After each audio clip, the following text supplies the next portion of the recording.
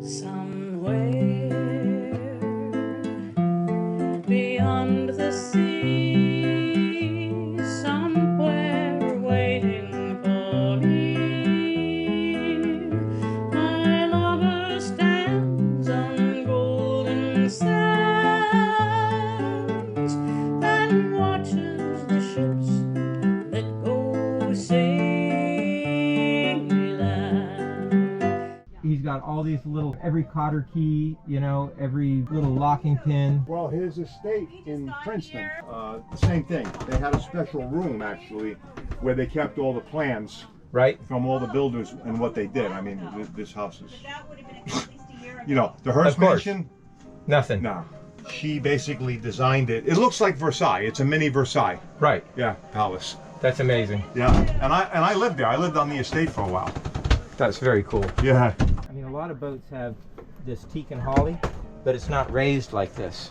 Okay. But when the boat's heeling, this grabs your feet, so you don't slide. But all the modern stuff is just like veneer. But look at this. Yeah, this was made, like I said, for a purpose. Wow. A little bit of work went into that. A little bit. My lord. Yeah, I read about your bilge problem. That must have been scary.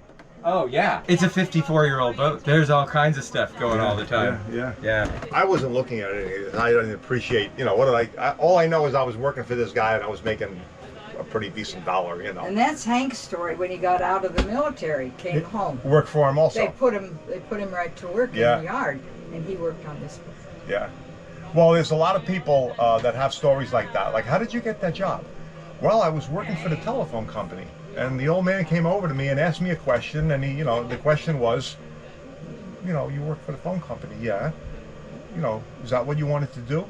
No, not really. Well, what did you want to do? And he said, I really wanted to be a pilot. So Mr. Johnson told him, okay, I'm going to send you to pilot school, and you'll be my pilot for my plane. It don't get any better than that. Nope. And I don't know how Jimmy Fee got the job. Jimmy Fee was, I was just telling my wife, he was like maybe, I'm going to say he was in his 30s, young guy. And he was the captain of the boat. And that boat was docked in, I always get confused whether it was Porto San Stefano or Porto Ercole.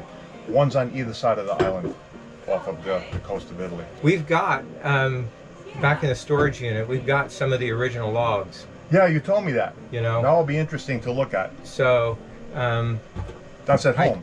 I think it's at home. I didn't want to lose them or damage them or get them wet. Right. It's possible there's a drawer back there. It's possible they're in that drawer, but I don't think so. I looked for them a while back and I couldn't find them. So I'm pretty sure that I left them in the storage unit in a safe box. Right. You know, because, you know, if they got wet, you know, or just, it's like, no, I just didn't want to have that happen. Yeah. I've got some of the original blueprints signed by Bill Tripp. Okay. You know, with the modifications that he wanted. I was just thinking, you have the photo, the only photo I have. Yeah, those other two people didn't come on the boat with us. They were there for, there was a day thing. We stopped by and probably had lunch on the boat when the boat was docked in Italy.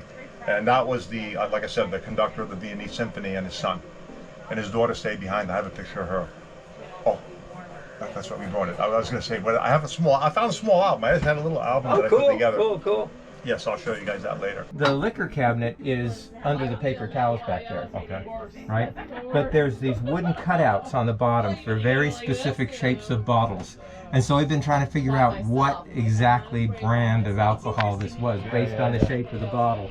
And we've been completely unable, and Lord knows for, you know, how many years. I wish I could help you with that. Yeah. The nav station, that all I did knew. Up here, right? So there was a shelf that went here. Okay. There was a radio up there, a VHF radio, and some other stuff sitting on the shelf that was that high. Okay, so they redid this. So yeah, I redid this. Redid it. I redesigned it and worked it so some I of the could put equipment everything. probably more modern and whatever. Well, yeah, of course, and I had to have a place to put it. Yeah. Right. So the old man wanted to go from wherever we were direct back. Right. So Jimmy Fee says to me, "All right, we're going all the way back." I said, "All right, you know, what are you looking at me for? I'm the bodyguard. I don't have to do anything here. It's great, you know." I'm a passenger. And he says, "But we have to." I think he called it night watch. He says, "Would you want to do that?" You know, and I says, "Well, you know, like what's that?" He says, "Well, you're gonna just make sure that the boat's on the course that we want it to be on." I'm young, yeah, I can go the night, no problem, you know. So the automatic pilot was broken though. It's sitting right over there, and you're in the cockpit, right? It was. Yeah. It was. Yeah. Yeah. So I go, yeah, all right. It had a handheld unit. I don't know what it had. It wasn't working. Right. So he says, just keep it, 30, 35, whatever it was. He told me the number. I said, okay.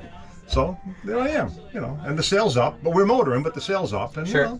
boat's going nice, no problem. The water's like a little bit rougher than this, and I dozed,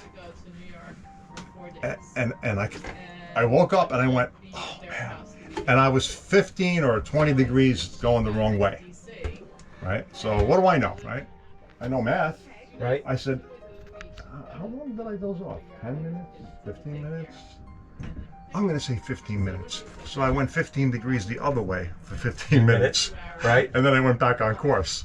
And then it was about 4 o'clock in the morning. I dozed off again, and the boat goes like this. So Jimmy Right. comes running up. He's all right. He knew. He's all right. Go ahead. Go get some sleep. Yeah. I'll bring it in. But did you guess right? Was it pretty much on course? I didn't tell him, right? So I'm sitting wherever in the morning. I'm going, oh, I hope we end up where we're supposed to go. And then I could recognize where we were going. I go, oh, good, we got there. Oh yeah. Good guess. Oh boy. So I was sitting right here, Okay. and that table, that table might have been here. And I was having coffee with the old man. It was in the morning, and this was in August. I was in Italy for the whole month of August, but in May, the prior May, I was over there for 2 weeks. 77, right? My dad died 77. Yeah. Yeah. And I came back, and then the whole and before that, I was in Venezuela with him, or no, not with him, with her, for a few days. Anyway, after one of the trips, a man like that doesn't understand what an everyday guy does. Sure. He doesn't know. So he says, "Can I ask you a question?" I said, "Sure, Mr. Johnson." He says, "What'd you do with the first paycheck that you got from me?" A fair question. Yeah. And I knew right away he doesn't know. I was sheepish, and I went, "Well, I bought a motorcycle." And he says, "You bought a motorcycle?" Oh, he says, "So you made an investment?" And I went, not exactly, because in his garage he had, I think, 8 or 10 antique Bentleys, right, and Rolls Royces and stuff, and they were same thing. He had them made a certain way, with the very particular. He was a collector. He was a collector, yeah. But the reason I say he doesn't know how the common guy lives, because I'm in the house in Italy, and we had our own house. We had our own servants and stuff, and I'm not one to be waited on, So I get up in the morning and I drink my coffees and stuff like that. They all know how much espresso I can drink.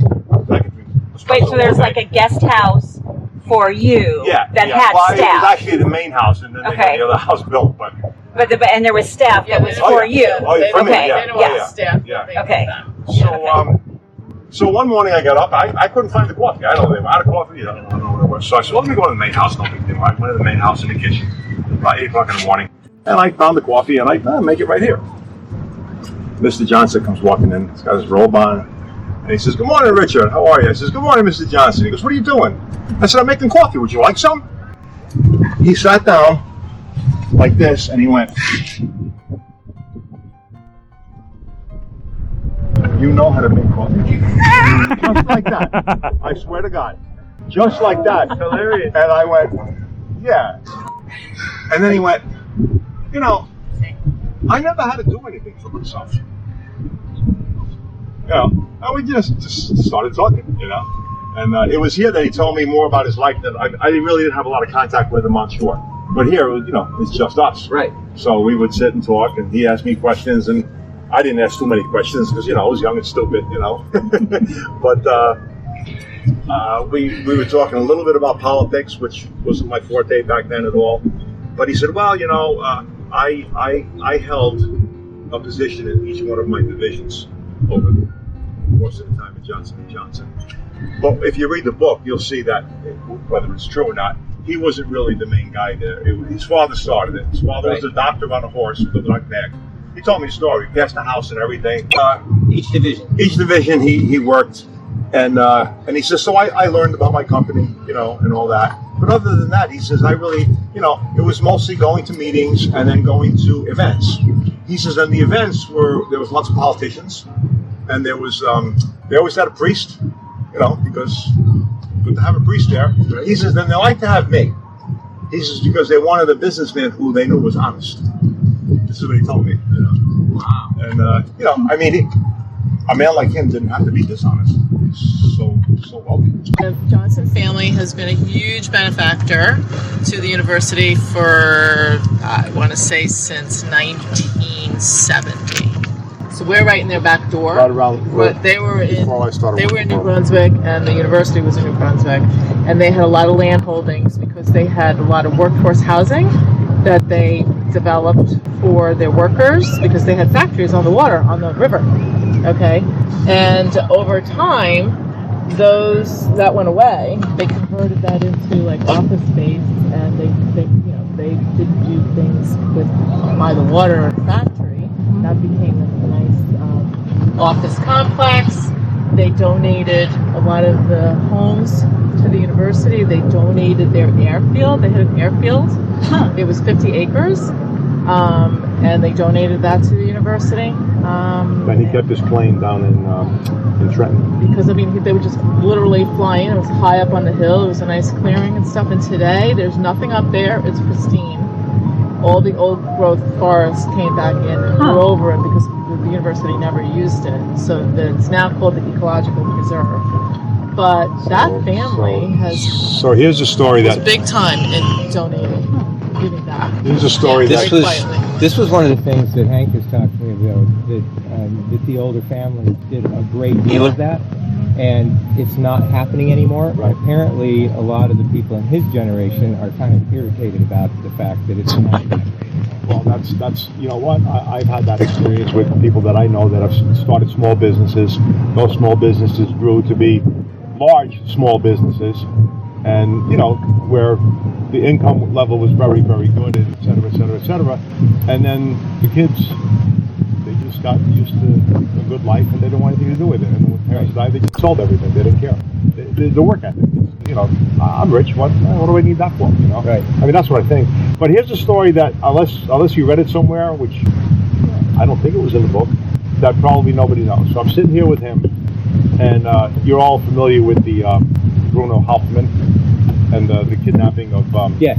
Okay.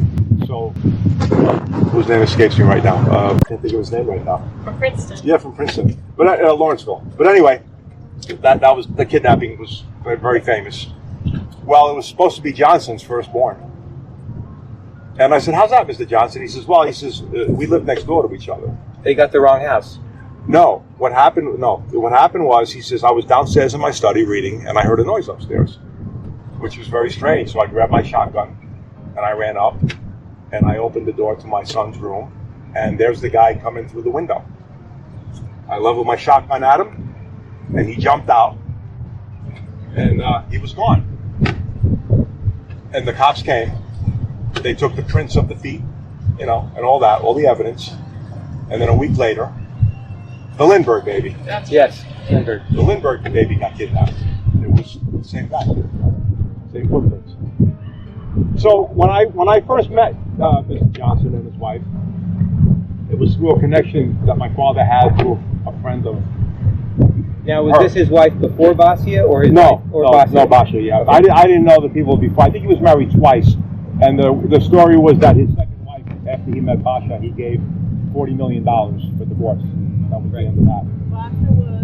Basia was she was a chambermaid, cleaning woman. Yeah, but she was educated. She knew all about fine art and all that, and next thing. So but she's Polish. yeah, Right. she's Polish. He was hired. One of her friends was an immigration guy that helped people from Poland emigrate, because back then with the communists, you just couldn't come here. And my father had a wide circle of friends after the war and stuff like that. So I put an application into the First Amboy Police Department. I always wanted to be a cop, which I ended up being after. But they said, hey, your son put an application. We got the next chief's going to be Polish, so we're going to get him in there. He said, but in the meantime, I have a friend, and they're looking for people to work in security. So one thing led to another, and blah, blah, blah. And then, so I worked for security there, and then they said, we're going to have you trained for executive protection. You're going to travel with them because you speak the language and whatever. So that's how I got the job initially.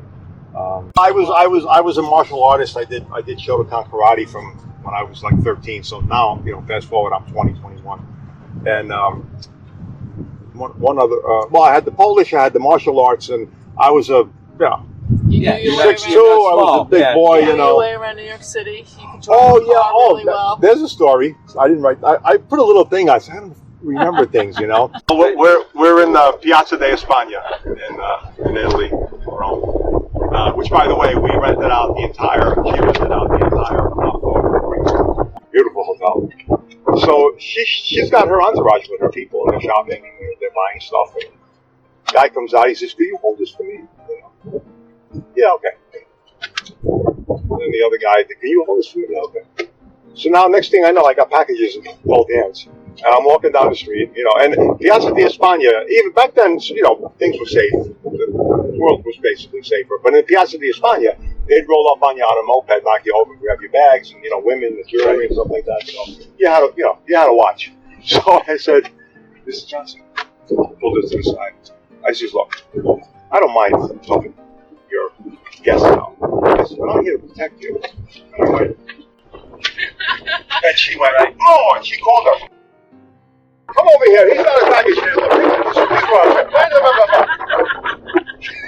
So what year was this? 77. 77.